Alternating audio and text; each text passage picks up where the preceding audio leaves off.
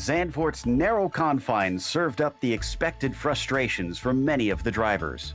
But for those who'd rather have their foot to the floor, they get their wish today at the Temple of Speed. Monza will be all about that top end as we get ready to watch round 5 of the iRacing Kamel GT series. And you'll see it all live here on the Global SimRacing channel. Hi, I'm Joe Peak, and with me in the booth is Adam Lindgren. Behind the scenes is our director, Sean Ambrose, and he's using cameras provided by Dougie Beard. With the 100th birthday of the circuit approaching next year, it's a good time to refresh everyone on what this place is all about with our track guide.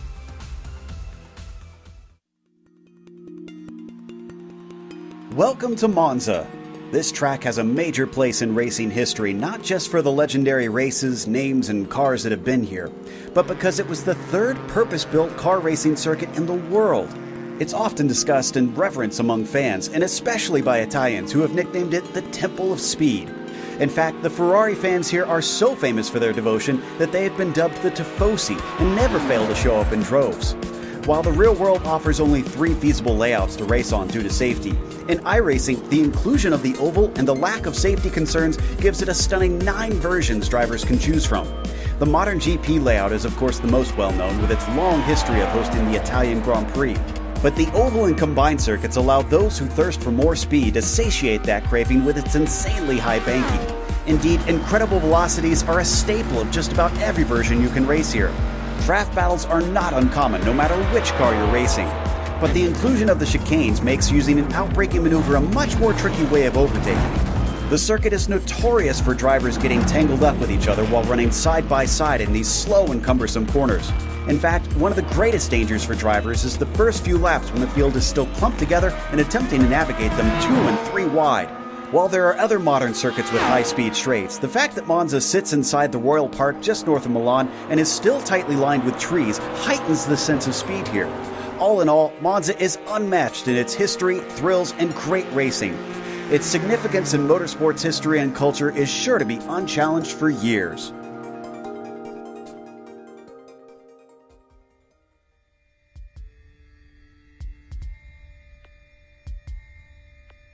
Adam, this is considered a classic, not just here in the sim, but in the real world. But how is it going to handle with the Kamel GT classics on it? Well, absolutely. It is a classic, but one that always seems to cause the Kamel series a bit of consternation. Monza is a 3.6 mile or 5.79 kilometer 11-turn monster, and it may not sound like much, but in the Nissan GTP and Audi GTO, it is anything but simple. The Audis are generally not fans of this track with its long, flat, high-speed sweeping corners, forcing either a dangerously loose setup to go flat out or some throttle modulation to counteract the classic four-wheel tightness that is the characteristic of the car. Add to that the insanely high curbs around Monza, and the Audis will be glad to be done with today. The Nissans like this place a little better, but they're not fans of the curbs either. What they are a fan of is this track's F1 pedigree, as it's built for their kind of high downforce, low mechanical grip machines. Last year, though, we saw the Curva Grande clean out quite a few drivers in both classes on cold tires on the first lap, so look for that to possibly be the case again today, even with the re-addition of the first chicane for this race. Look for the multi-class to be a fairly simple affair today, but look for the Nissans to make some desperate moves into the Lesmos and Ascari to try not to lose too much time. Overall, this race should be fairly straightforward, Joe, but as we both know, in Kamel GT, that is rarely the case. Indeed. And well, if we take a look at the championship, we've got a bit of a rarity as well, because it is not Fabian Gerber anywhere near to the top. It's Nick Schneider still leading the way by a handy margin of almost an entire win's worth of points over Laust Olsen of all people. Krejcik is in third as well, just ahead of Fabian Gerber after he didn't show up for last round. And then we got a tie between Hasada and Mudrak down in fifth. What about the GTOs? Well, Ove Trangrade still leads the GTO field, but Yuko Leskla slowly climbing his way to the top once again, only 5 points behind. Jamie Hamill-Smith is our highest placed Dirty Torque driver, only 18 points back. Then it's a tie between Ian Haycox and Hideki Koivisto, both of them tied for that far fourth position. Then fifth is Nick Makanos back there. Phil Lake has dropped down to seventh. Rob Olenek has dropped down to ninth. So quite a few of our normal top runners, Joe, not having good seasons at this point. And we're not going to see Ove Trangerade here today, unfortunately, either. So despite coming in with a win last time, we'll see if, a win at Brands Hatch. It looks like he won't be able to put a second one on the board today. And for the race details, we have, of course, round 5 that we are running. And it is an open setup series, which will be important to talk about today because even though everybody's probably heading towards the same direction, the question is how extreme are they willing to go? And they have no fast repairs. So if they do hit those tall curbs in the chicanes, they're going to be suffering for it for much of the day. Incident limits on the screen will either serve them a drive-through or a disqualification, depending on how far they go. We'll see if anybody runs afoul of that as we wait for the first times to come in. And I believe De Jong will be our first one as he crosses. If he kept it clean, he did. It is a 35-2, but Nick Schneider immediately goes quicker than him and by a huge 2 seconds. Yeah, absolutely. That's a very large difference. So Nicholas Schneider currently in the lead. Jacob Leon put it a little bit more of a representative time, only about 4 tenths behind. But around Monza, that's actually a decent amount of time gap. So Nicholas Schneider, I mean, he's always good at the fast tracks, Joe, but this is quite a big gap that he's got right now. Yeah, there's only 11 turns around this place, so there's not many chances to try and make that difference. Jungbluth goes second fastest. He continues his speed he's had recently. And Fabian Gerber now tops Nick Schneider by 0.2 of a second. That's a little bit more familiar territory for Fabian Gerber going up there to provisional pole. Phil Lake currently leads the provisional pole standings for the GTOs with Nick Bakanos in second, almost half a second back. So Yuko Leskola still has yet to set his time, as well as Reed Miller. Mark Ole's been doing a good job in qualifying, as well as Christian Arribas. And look at this, Aitor Sintes-Guindo up to the top of the charts. He is not typically a driver that you see on the pole, but he's got 0.3 over Fabian Gerber, and he parked it after his first lap. And Reed Miller up to pole in the GTOs, Joe. Oh, wow, things getting all sorts of shuffled around. Well, Yuko Leskola has yet to set a time, and he's actually on his first flyer. So if this one's clean for that #1 machine, he could find himself toppling Reed Miller and Phil Lake, who seem to have quick cars here today, as Nick Schneider does not go faster than the pole of Sintes-Guindo, despite improving that time around. What about Leskola as we watch Hisada come across the line? Yuko now comes through, and it's a 46.3. That is going to go half a second faster than Miller. It's quite quick. Phil Lake, though, is about to come up towards the Parabolica to try and set his second lap. It looks like the track evolution's really starting to come through for these guys. These second laps are much quicker. So here comes Phil Lake off of the corner. You can see how low the sun is. It's only 8:05 a.m. as Phil Lake crosses the line. Does he improve? The answer is yes by 0.4, but it's not going to be good enough. It's only going to put him ahead of Reed Miller. Still 0.3 off of Yuko Leskola, unless we get a real shocker here at the end. I think Yuko's got this one safe, and he actually just spun off, so he's not going to have to try it as Mukanos abandons his lap. He's not happy with it. And also, I should point out that Fabian Gerber abandoned his second as Laust Olsen goes quicker than him on the inside of row 2. It's going to be a very interesting front row for these GTPs. Aitor Sintes-Guindo and Nicholas Schneider, assuming Guy de Otero is not going to set a faster time, and he is not. Still 1 minute 40 left in qualifying, so if anyone hasn't put in times yet, they absolutely could. So very interesting here. Mark Ole coming across the line. He's looking for better than a 148.8 and does so with a 148.5. That's going to move Mark up to 9th position. But my goodness, Joe, quite a few drivers in surprise positions here, especially in the GTP field, which is our largest field of the day. 32.4 for Hisada puts him into 5th, so he finds a little bit of time as we watch Rizzolatti here, and he has some problems keeping it on the course in a straight line. The Benelux driver, unfortunately, not going to go any quicker.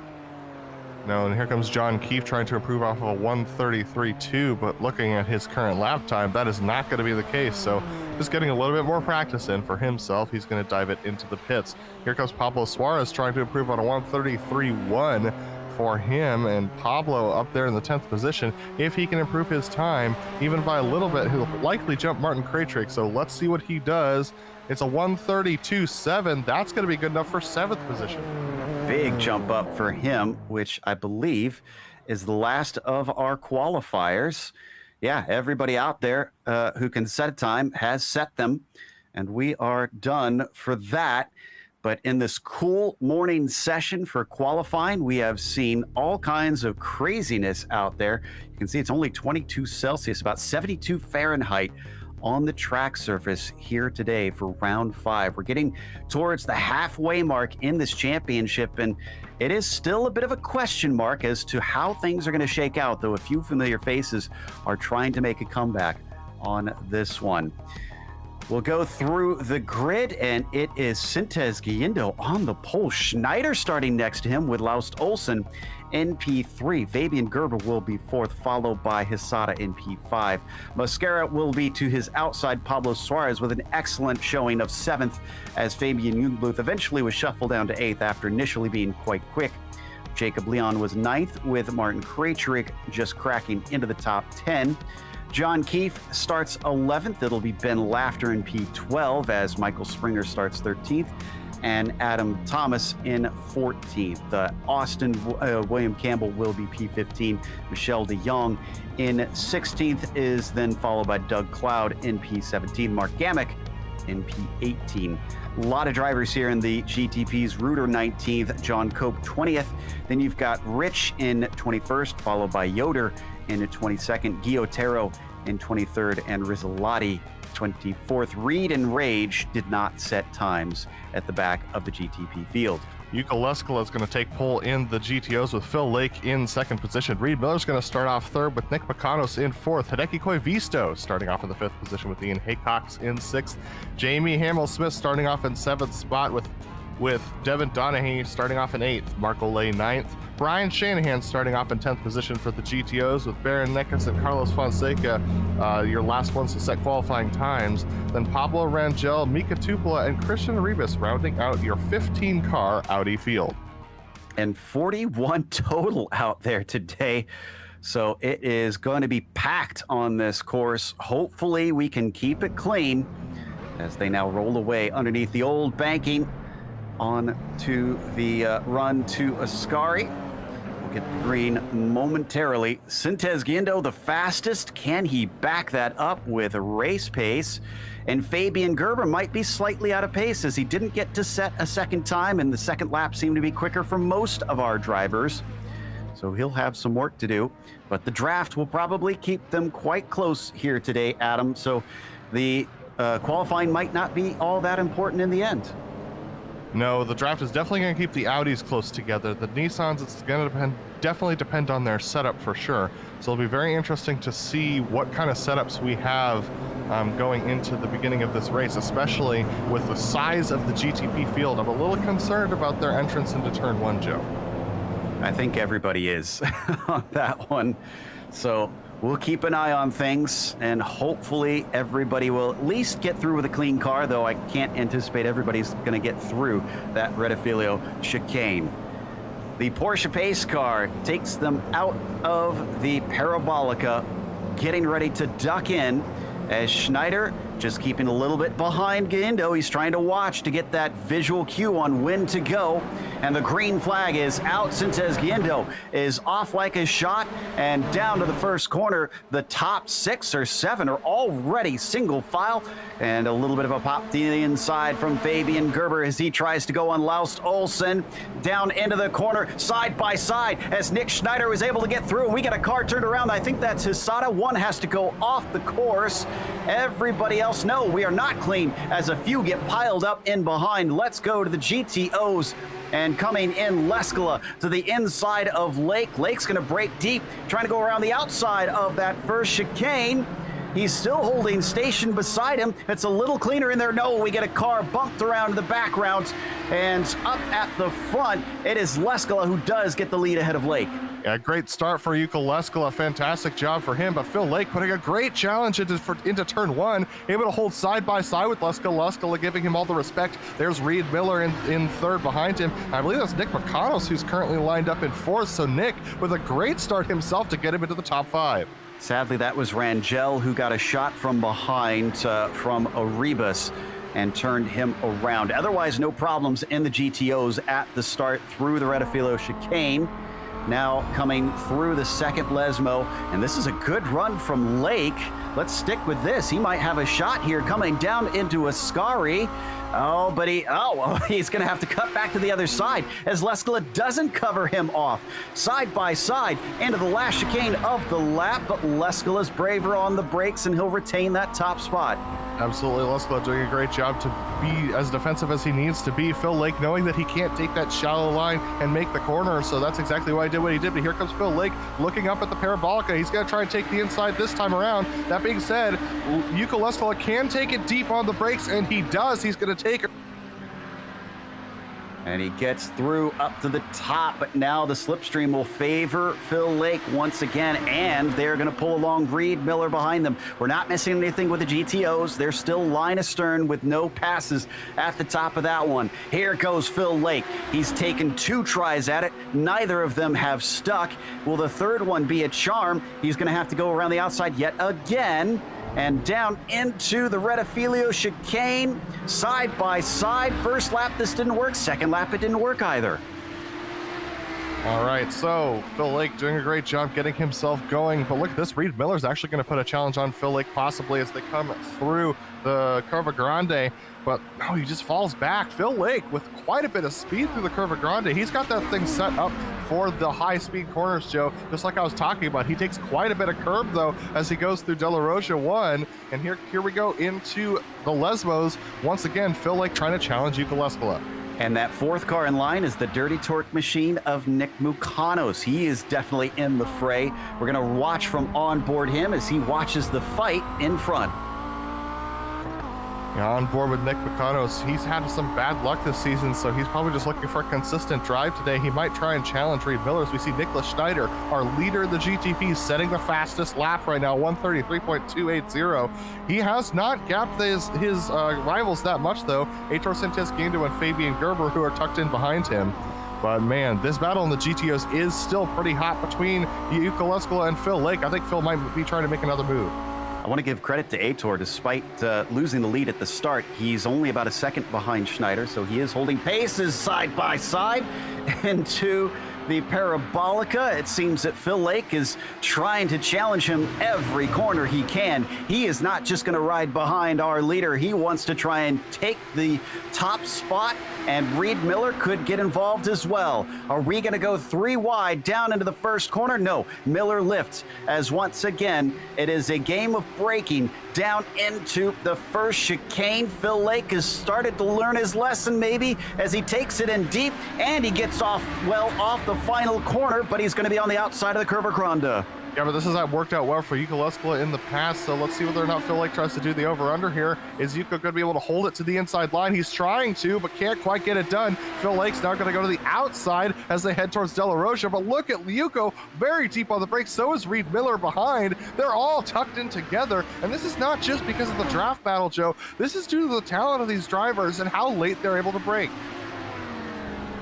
I wonder if Lake actually braked a teeny bit early, thinking maybe he just wants to slot in behind him there. Maybe he's finally giving up these attempts. We'll find out here because he's got another good run. He could try and attack if he wants to, and he's coming up on the back of him. He'll go to the inside. Here we go with Phil Lake. He needs to brake later than Yuka Leskola in order to make this work. He's not able to do so. So into Ascari we go side by side. Oh, Reed Miller messes up his braking behind. This is going to open him up to Nick Mukanos on the exit of the corner. And look at this. Yuka Leskola messes up the exit of Ascari. Here comes Phil Laker on the outside. This is the best chance he's had. And I can report Fabian Gerber's had a problem, Joe. Fabian Gerber is now back to 7th position, and he's got right side damage. He was up there fighting for 2nd. Yeah, it was with Suarez. Suarez ran into him, out-braking himself. You're going to see him just suddenly fly into frame. And poor Gerber had no warning. Just suddenly there was a car there and sideswiped. Oh yeah, that damage is really bad. But now it's still side by side between Phil Lake and Yuko Leskola for the lead of the GTOs. Once again, these two guys inseparable on track as we go through the corner. Once again, Phil Lake with a bad angle off of the turn. Reed Miller might have his opportunity here as he's going to close up to the rear bumper of Phil. These four have been stuck together since the start of the race. That slipstream allowing nobody to escape, but for the first time in a while, seems like they're going to try and go single file down into Della Rosia. All this fighting has allowed Hideki Koivisto to keep touch behind them, but he's still about 1.3 seconds back from this quartet. You can just see flashes of him in the background. Oh no, Phil Lake! He loses it coming through Lesmo 1. He's able to keep it off the wall, and he's just drifting it around Lesmo 2. He's able to recover, but that is not what he needed. When I talked about foot to the floor, I was thinking on the straightaways and not through the corners. Phil Lake just sticking with it. Watch this, let's listen.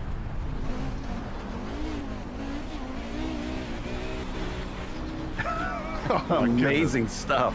Absolutely. Now we've had another wreck. Michael Springer from the 9th position in the GTPs has just gone around. Springer, this is actually coming through Della Rosia. He's managed to keep it going and didn't hit anything, but here's Phil Lake once again trying to recover from that now.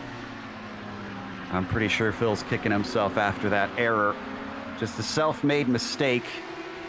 And we go up to 4th in the prototypes. They're going by some of the lap traffic already. This is Suarez with Jungbluth and Jacob Leon just in front of them. Ooh, Suarez has some damage, which is actually going to cause him to lose speed on the front straight, on the straightaway. So Jungbluth is going to look to the inside. Whoa! Suarez cut down on Jungbluth, ends up spinning himself out. He's going to lose some time, and there goes the other driver that he hit before, Gerber, just swinging past him. So it's been a contentious start, and I can report that Gerber actually just came into the pits as we look at the replay. Now, Suarez was not clear, unfortunately. He thought he'd be able to get clear by late braking there on Jungbluth, but couldn't quite do it. Ends up spinning himself off the nose. So Gerber's determined that that damage is too much. I wonder if we'll also see Suarez do similar. He didn't come in this time. He stays out in the 13.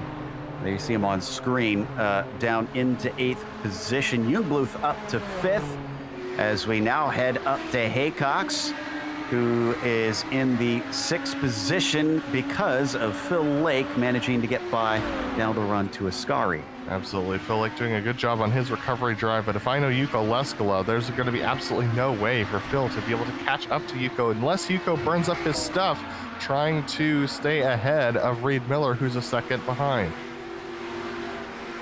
So it was a 4th place and a 2nd place for Fabian Gerber in the 2 races he showed up for.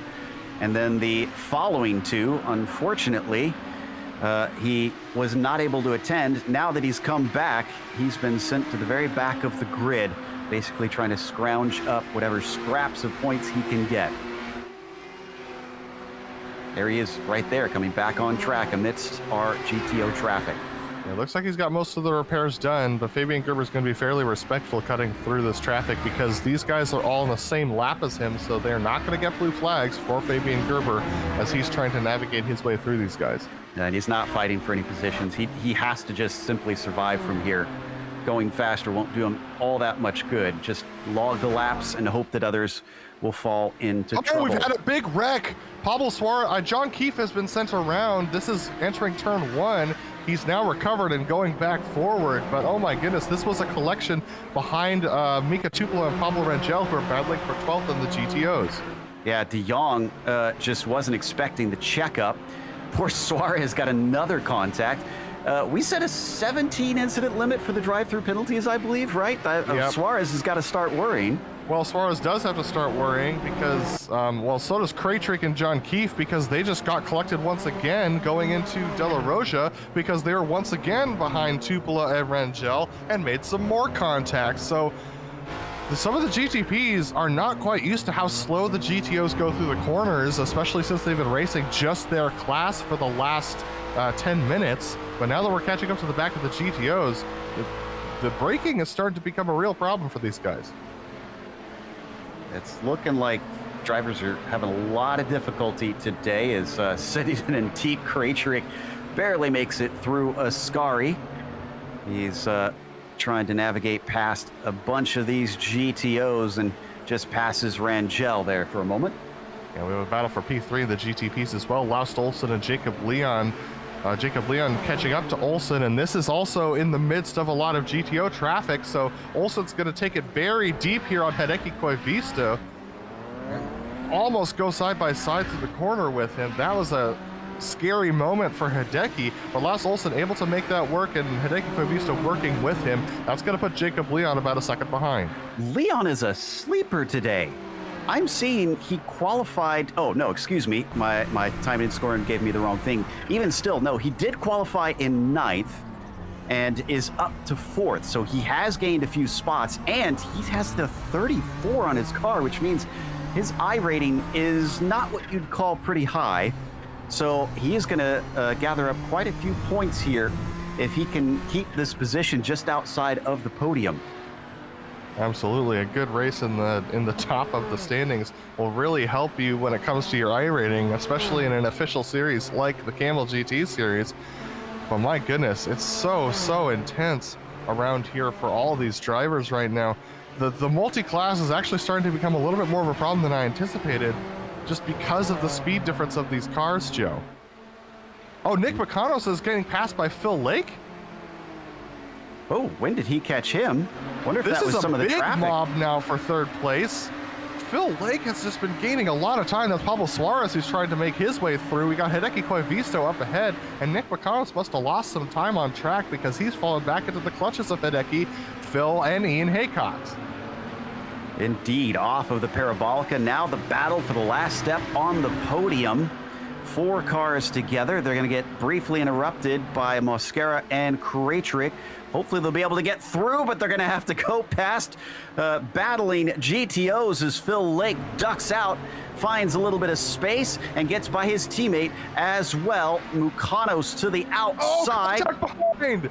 Ian Haycox is around, and a lot of cars are around in the back. I think that's Hisada, maybe?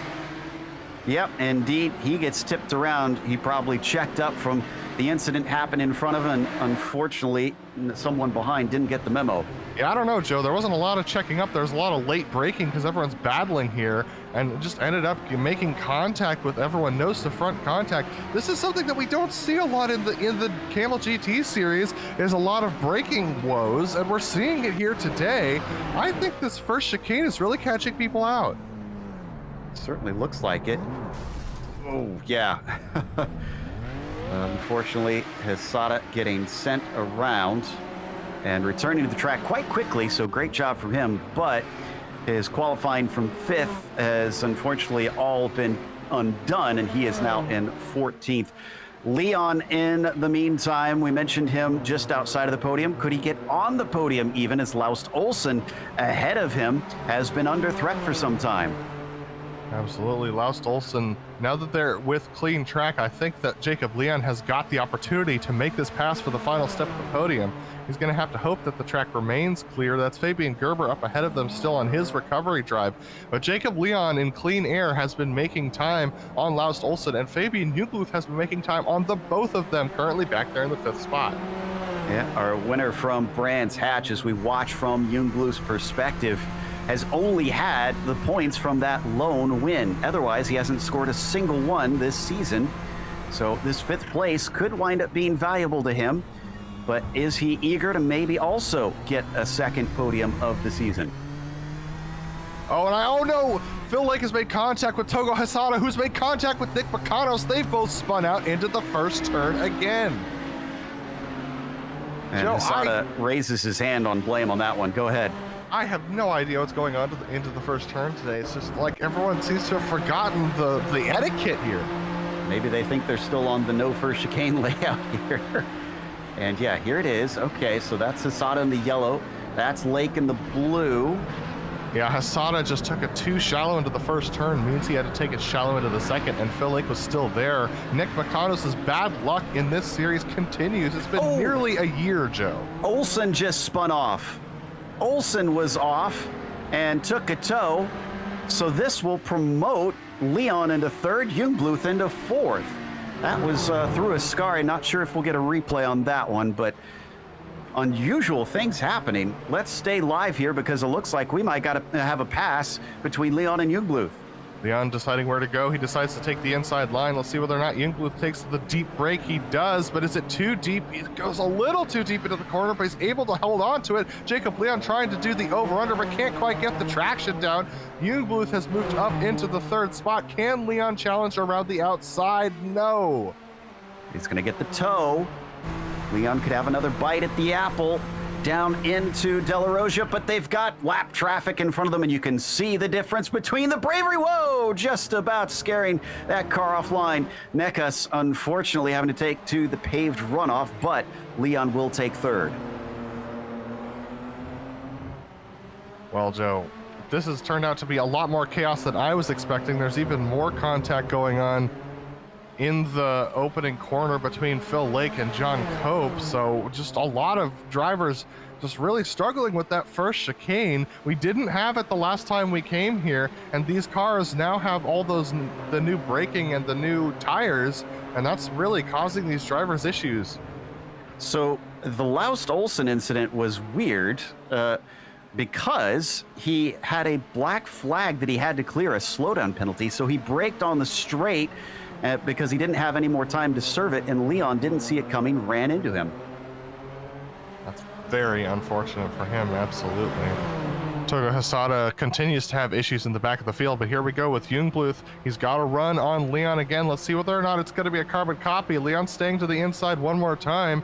Here we go with Jungbluth around the outside. He's going to try and go late on the brakes. Leon a little bit later this time. They're going to have to go through the corner side by side this time around. Jungbluth, though, this is not an Audi GTO we're talking about. This car, two-wheel drive only, and look at that. Jungbluth spinning up the rear tires. Leon has a better opportunity this time as they head towards De La Roja. Looking at the nose of Leon, he's very lucky because he had a big thwack into the front, or into the back of Olsen, side by side into De La Roja, neither willing to give way, almost swiping one another, but it looks like Leon will come out with the third this time. That's a great job by both of those drivers to stay out of contact with each other. I could report that Mark Gamick has taken to the pits from 16th position. He's had some contact through the first chicane as well, so unfortunately he's into the pits. So is Togo Hisada for some damage recovery. Poor exit there for Jungbluth. You could see him fall back just a little bit. Some updates for those wondering, in case you haven't looked at the left side of the screen. Schneider still leads in the GTPs, and it's by a handy 5 seconds, but Leskala only has about 2.5. Miller trying to keep him honest. Yeah, Reed Miller was under a second, but then had some trouble with some GTPs passing him through the first turn, had to go off track, so that's why he's lost those 2 seconds. The GTPs are really bullying the GTOs out of the way in this race, Joe. There's a lot more of them to do the bullying, unfortunately, and we are watching the battle between Cloud and Keith. He leads the Hoosier as Douglas, hailing from Club Atlantic, over here across the Atlantic, trying to see if he can maybe get himself to a top 10. He's got to make up 3 seconds to Ben Laughter to do that, but as we ride on board with him, he's being chased down by the 16. Yeah, Keith has had a significant amount of contact today. He's been spun around twice. That's why he's down here in the 12th position. So his straight line speed is not the best, but he's definitely got braking on Doug Cloud. And that's why we see him gaining so much on Doug, because his braking is quite a bit better. But here we go with Jungbluth and Leon once again. Jungbluth back up to the rear of his car. Yeah, he was actually side by side into De La Roja, but Jungbluth could not find the grip on that outside line. What about the traffic? That's played such a major part in today's race. Arribas, though, he sees it coming. He's going to pull off to the right side immediately and let them through. Absolutely. So Jungbluth once again looking for an opportunity. He's going to have to find a way around, as it looks like Javier Mosquera has had a spin. This was through the last Lesmo. He's now recovered and back on track. But once again, Jungbluth just not having the most amount of speed through Ascari, and it's really hurting his opportunities to try and pass Leon. Yeah, don't need a replay of Javier. He just spun himself off, touching the grass, coming through the second Lesmo. So this last step on the podium in the prototypes has switched hands, I don't know how many times at this point, but it's finally stayed steady for at least a few laps between the 34 and the 8. Absolutely, but for the battle for the 8th position between Javier Mosquera and Michael Springer is side by side. Michael Springer making the pass into the Parabolica, and it just looks like Javier Mosquera can't hold the traction on the outside. Michael Springer moves up, but now Mosquera's got the draft. Is he going to try and challenge Springer back in turn 1? He's sticking with it and doesn't defend. Mosquera looking for the braking.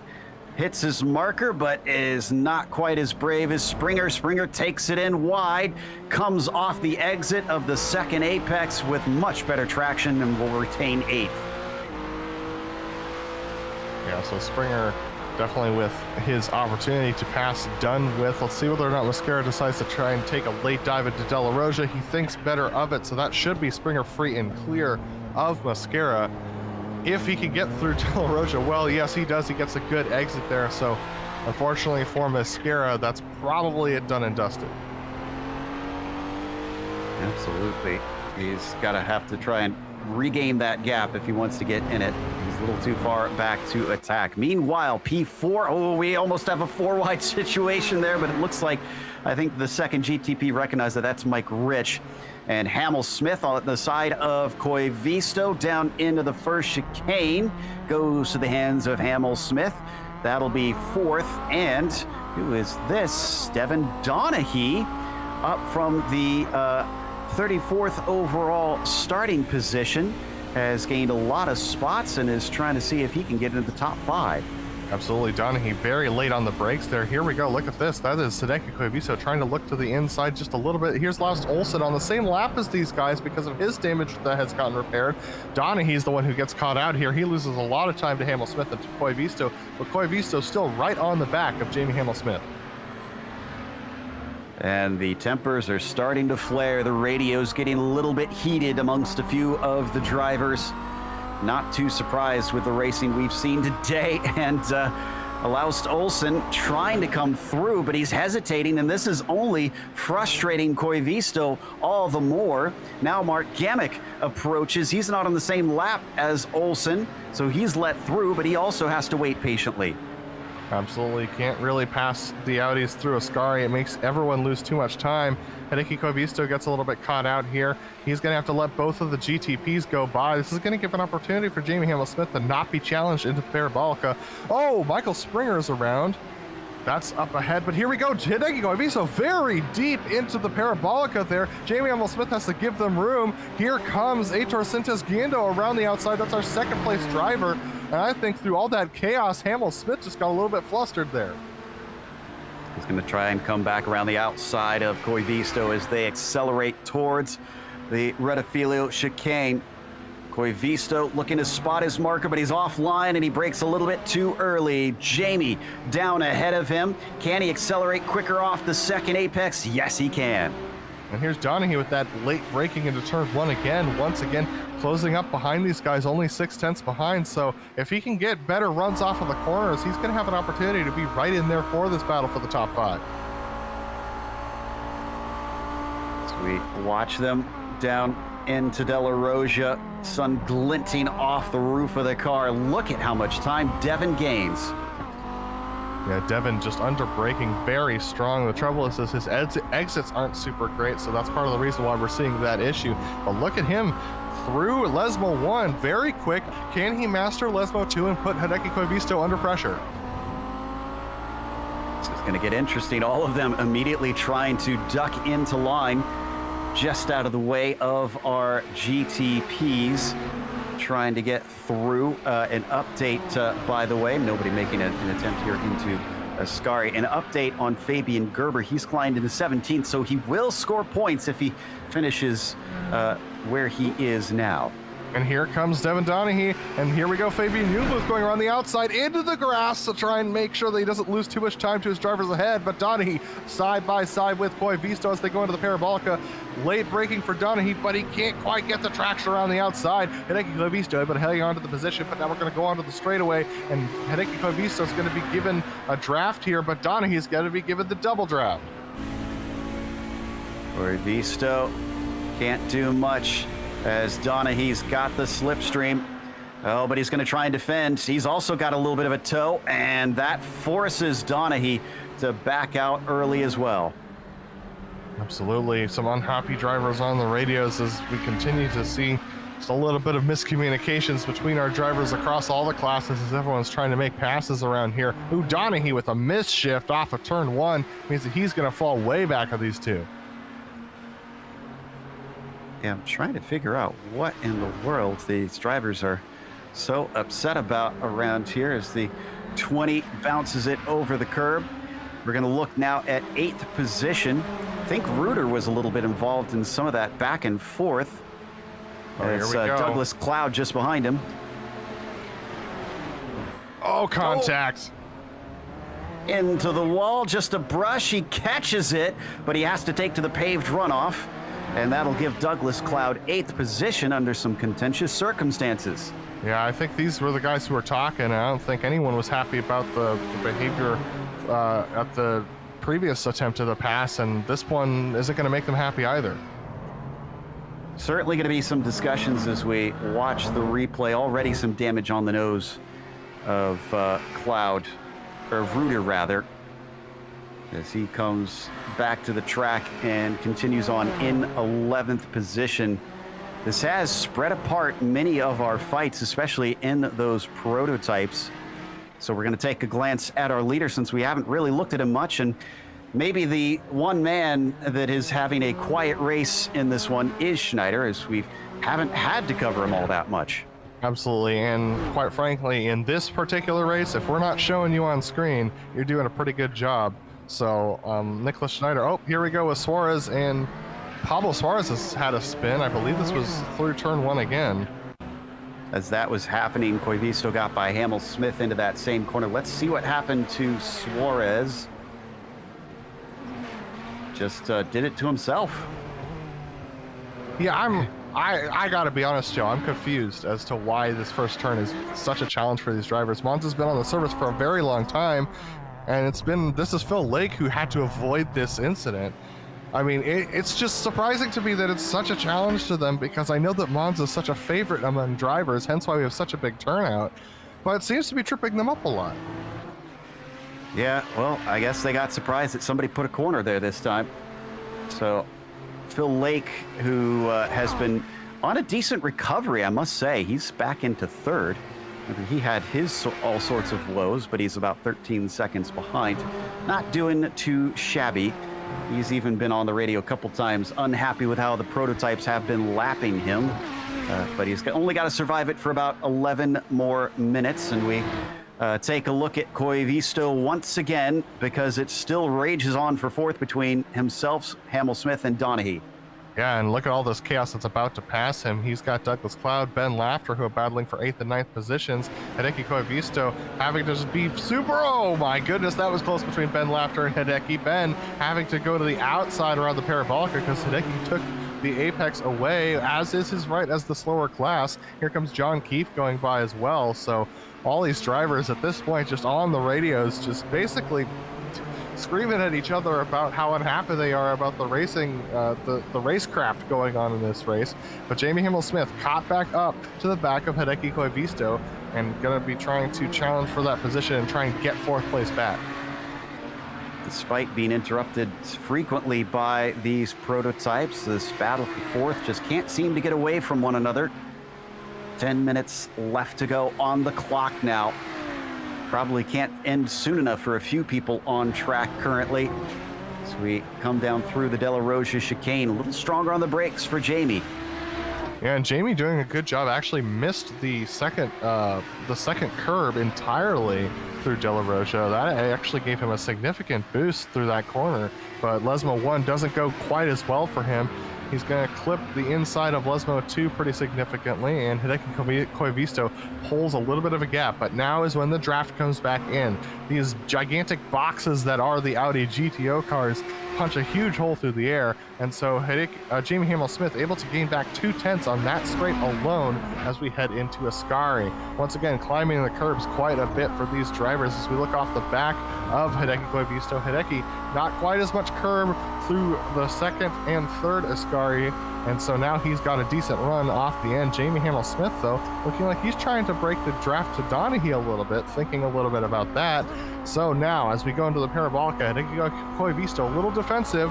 Jamie Hamill-Smith with a great opportunity as he comes off the corner. He's as close as he's been. Let's see whether he makes the move as they've got Mike Reuter going around the outside.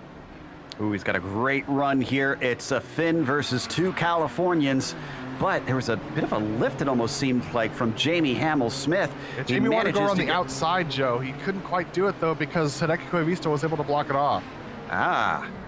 Maybe a little bit of cleverness, or too clever for his own good, as he's almost turned by Donahue, who stuck his nose in. Thankfully, everybody gets out the other side, but it's getting tight amongst these three.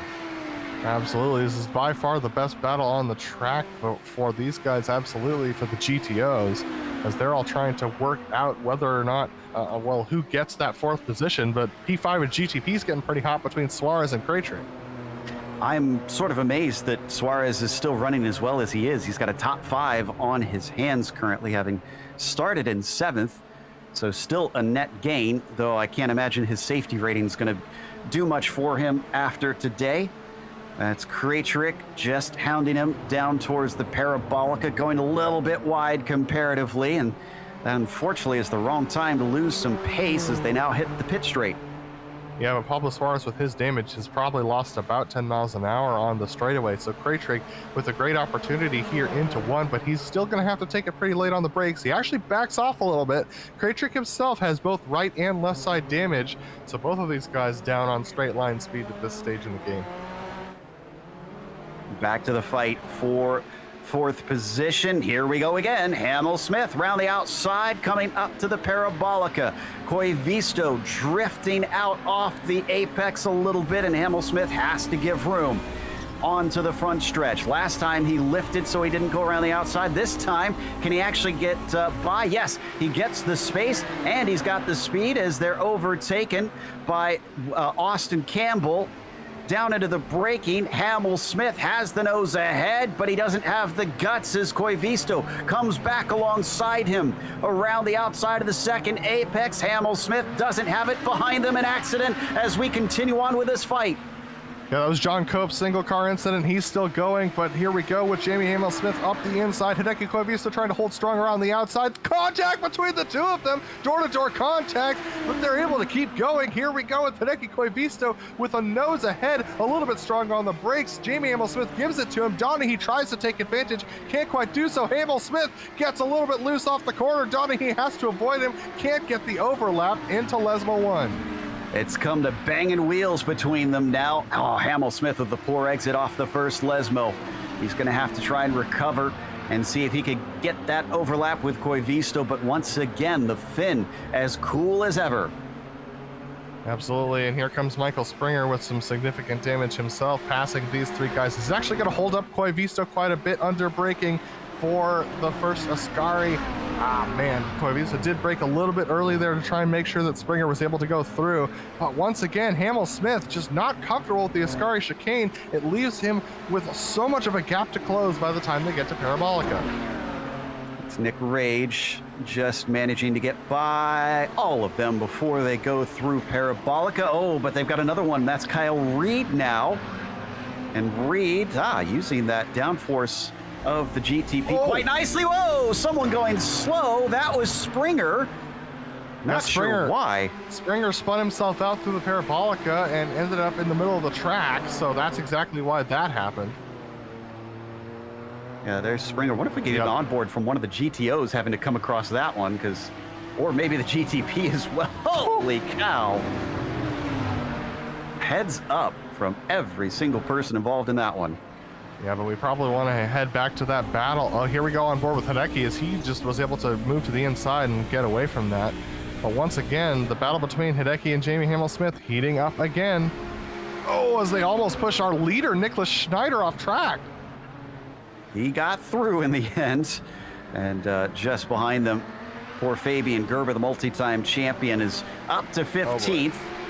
Yeah, they are nose to tail here, and both of those drivers behind are not fighting for positions. They've got to wait patiently here. If Fabian Gerber's going to wait until we get to the straightaway, this is the opportunity for all of these drivers. But look at this. Jamie Hamill-Smith moving to the right side. He's actually going to get out of the way, and now we've got this gigantic train of 3 GTPs, 3 GTOs. Who's going to make it through cleanly? They all are. Oh, I spoke too soon. Oh, Hamill-Smith goes off. Donaghy is going to continue on, and Koivisto is the biggest winner out of that melee, as he now has no challenge from behind in 4th. Yeah, Jamie Hamill-Smith ends up moving under braking here, and Donaghy was already diving for the outside of both he and Hideki Koivisto. Hamill-Smith thought he would get an opportunity to take the corner on the racing line, so he moves in the braking zone, ends up coming across the nose of Donaghy, who is already hard on the binders, locking them up, trying to avoid the incident. Just unfortunate racing incident there. Yeah, and credit to Devin. I mean, he even got on the radio and apologized. I think he wasn't even aware that that was Hamill-Smith coming across his bow. So much was going on. Back up to Pablo Suarez in 5th in the prototypes. Kratrick's been holding on behind him. These two really unchallenged by anybody as they get slowed up by a GTO. That was Tupola off to the outside, and that's exactly what Martin's been waiting for. Yeah, Tupola completely blew the apex there, ended up washing out, and Suarez couldn't quite predict it fast enough to get on the brakes without spitting out himself, so just had to get on the binders behind Tupola. And so now Kratrick up in front of Suarez, and I think with Suarez's damage, there's not much of an opportunity he's going to be able to repass Kratrick. That's assuming that Kratrick himself can keep it steady here. Now, in front of them, we've also got the last step on the podium getting close, but looks like Jungbluth got held up by the traffic of Donaghy through the Lesmos, and that spread them apart by about a second. Now, Koivisto, ooh, this might pay him back. Leon's getting plugged up here. Absolutely, Jungbluth has an opportunity for a good exit off of Ascari. This will give him an opportunity through the Parabolica and onto the back straight as Koivisto stays out of the way of these two guys. Jungbluth with the draft. What he has to do is take a wide line through the Parabolica so that he can get a good exit onto the front straightaway. Here he goes. You can see him missing the apex. He late apexes the corner. Now he can unwind the wheel earlier than Leon. So here we go with the opportunity. Oh, and I mentioned Kratrick's got to keep it clean. He did not, and Mike Rich got involved. Unfortunately, he's on board. We continue to watch this battle down into the first chicane. Side by side. Are they also going to be able to hold off? No! Through the cutoff. Unfortunately, it appears Jungbluth is going to have to take a bit of a slowdown. Absolutely, but he's going to be able to pay the slowdown and give back the position to Leon. So Jungbluth and Leon back to 3rd and 4th in Leon in 3rd, Jungbluth in 4th position. All these battles have been so messy today, Joe. Yeah, and the tempers are getting worse and worse. Mike Rich, poor Mike in the 41, very unhappy with Kratrick and letting his displeasure known on the radio. But Suarez, well, initially he capitalized it. Now Suarez is off in the first corner. Treacherous turn one. Well, Suarez unfortunately had Rangel into the back of him on that one. So is that finally day done for Suarez, who's struggling to get the car moving? I think it may be, as we look at Fabian Jungbluth, who falls behind Jacob Leon by about 1.2 seconds. Can he make that back up on this last lap? I don't think it's likely. Nicholas Schneider just having taken the white flag, our leader in the GTPs. We haven't talked about him much, only once when he had to take avoiding action on some GTOs, but Nicholas Schneider just doing exactly what he needs to do and keep his nose clean this entire race while everyone else has been having trouble. Meanwhile, our leader in the GTOs is not too far behind him. Leskala going to come across the line just a little bit back from Nick Schneider. And this time it's a gap of about 6 seconds. Not the most dominant performance we've seen from the Finn in recent time. Reed Miller just making sure that he can't make any mistakes or else he'll give up that lead. Even still, this should put Leskala back to the top of the point standings. Now, up at the very front, Nick Schneider is into the Ascari chicane. 20 seconds over Sintez Guindo. I don't know if that was from Aitor getting into trouble on his own or if this was raw pace. Whatever the case, Nick Schneider is looking to snatch win number 3 here in only 5 rounds. Could this be a championship year for Nick Schneider? He's looking to make it so as he wins here in Italy. Yuko Leskala just about to enter the Parabolica for the final time as well. Another driver who's just kept his nose clean the entire race. Another fantastic drive for Yuko Leskala.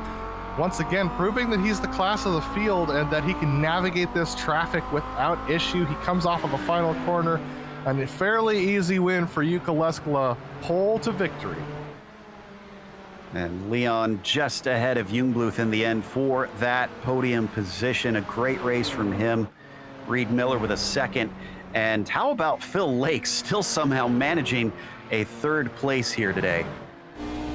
Yeah, Phil, with one of his better recovery drives, was not going to be much consolation for him considering he was in the position to battle for the win. Comes home in 3rd, but he's going to be grumpily looking at that gold trophy, knowing that he had an opportunity to get it today.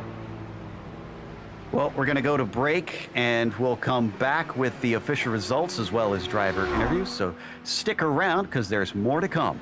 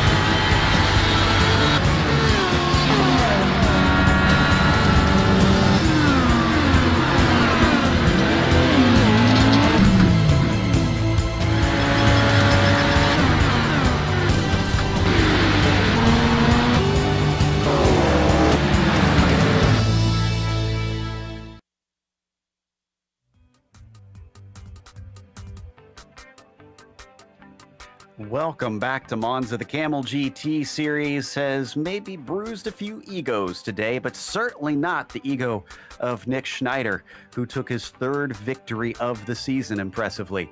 Aitor Sintez Guindo finished behind him despite starting on pole, and he did finish quite a ways behind, but I think he should be quite pleased with himself to manage a podium. Same thing with Jacob Leon going from 9th to 3rd. Fabian Jungbluth finally scores some more points other than a win, and it's a 4th place. That'll be handy for him. Mascara was 5th, and Douglas Cloud, how about this? 17th to 6th for him.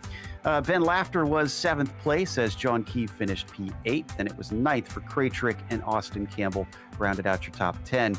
Guillotero, 23rd to 11th for him. Pablo Suarez was 12th, as Mike Rudy was the last one in the lead lap in 13th. Fabian Gerber only managed to climb to P14, but a never give up attitude could help him down later in the season. John Cope was P15, as Mark Gamick was 16th. Then it was Kyle Reed, P17, Hasada 18th, Rich 19th, and Olsen 20th, Rage 21st, and Springer in 22nd. Then Yuka Leskala comes home with the with the win in the GTO class. We have Reed Miller, who comes home in second place. Reed actually had a couple of great opportunities to challenge Leskala, but just got caught up by traffic, unfortunately. Phil Lake, after his spin, fell back to 9th position and was able to recover to 3rd, but was about 8 to 10 seconds behind Reed Miller. Hideki Koivisto, a great race between himself and Devin Donaghy, saw him come home in the 4th position. Devin Donaghy in 5th spot, with Nick Bacanos coming home in 6th after he got spun out via an incident in turn 1. Mark Olay, not much to speak of today, unfortunately, with his pace, comes home in the 7th position, with Jamie Hamill-Smith in 8th after he was battling with Hideki Koivisto and Devin Donaghy. Pablo Rangel finishing in the 9th spot, with Carlos Fonseca in 10th. Mika Tupola 11th. Ian Haycock's a bad day, getting spun out early, getting contact and damage, comes home in the 12th spot with Christian Arribas, Baron Nickus, and Brian Shanahan, who did not finish the race. And we have our second place finisher and our prototypes ready to talk to us, Aitor Sintes Galindo. Aitor, that was a great run from you, I'd say, but let's start before the race. You qualified on pole, and that really made our eyes bug out. What about you? Was that a bit of a surprise? If I'm honest with you guys, I didn't believe at first. I was like, yeah, I think it was a 32.0 or something. I was like, oh, well, fair enough. I guess I'll get in a podium position or something. And then I was like, no, guys, please, get a 31. I know you guys made a 31. And no, and I was like, the time ran out, and I was in pole. I was like, I am not ready for this. How I'm going to deal with this? So, needless to say, I am really, really happy with this pole. Honestly, I didn't expect to be on pace with Schneider, with Niklas, but still, I'm really, really happy with this pole by itself. Well, even if you didn't feel ready for this race, apparently a lot of other drivers weren't actually ready, because you still came home with a second place. What do you think was causing so many issues at this track for so many drivers? That's a really good question. Probably many people have either began on Kamel recently or just joined recently and started on multi-class something. And even though this is a track much easier to overtake and pass, I think probably the inexperience or something, but I don't think it's the let's say oh wow, I'm lost of words. Just sorry, I'm still thinking about the pole, but still, probably there are many people in multi-class that just began, and that's probably the reason why they had so many incidents. I think Laos had an incident, but I think it was with Jacob, apparently from a chat. I don't know, but still, probably the freshness. Let's say the freshness for other people in Kamel. Yeah, sounds like inexperience has certainly bitten quite a few, but I'm so happy to see a driver so giddy about their performance. Do you think you can back that up when we head off to Silverstone? Because it's going to be, I think, a first time running that layout that we've got at the international one. Yeah, it's. I think it will be really interesting. It will be really short, and that's a problem, especially with traffic. It will be a sort of like a Lime Rock or Summit Point, but much wider, so much more room to pass. But still, it will be quite a challenge. I really excited for next week because, well, it's been a wonderful season so far, and I expect much more the next week and getting better and better. Next time is the first place. All right. Well, we'll hold you to that. That was Heitor Sintes Guindo, who finished second place and has high hopes for Silverstone. We unfortunately don't have anybody else to talk to, so we're going to close it up today with a big thank you as well to the Kamel GT series for bringing us back for another season of coverage. And also a thank you to the companies that provide the software and the hardware for our broadcasts you see on your screen. Additional thanks to June Lalonde, who provides our wonderful music. Her Bandcamp is there if you want to check out more of her work. And thanks to the team today, Adam, Sean, and Dougie. You can find more info about GSRC at globalsimracingchannel.com or through our social media listed on the screen. Check out our merchandise store at simracingmerch.com/GSRC. We keep a link in the description below. And don't forget to subscribe to our YouTube channel so you don't miss a moment here on the Global Sim Racing channel. The next race, as we mentioned, Silverstone, will be at the International layout. That's a much shorter version of the GP one there at the modern track. That'll be Saturday, July 24th at 1 p.m. Eastern. But we have upcoming races for other series listed on the screen, so check those out and mark them down on your calendar, because up next is the Formula V Weekend Warriors at Zandvoort at another new track for us, Zandvoort's club layout. That'll be at 4 p.m. Eastern. Until next time, race clean, race hard. We'll see you on the track.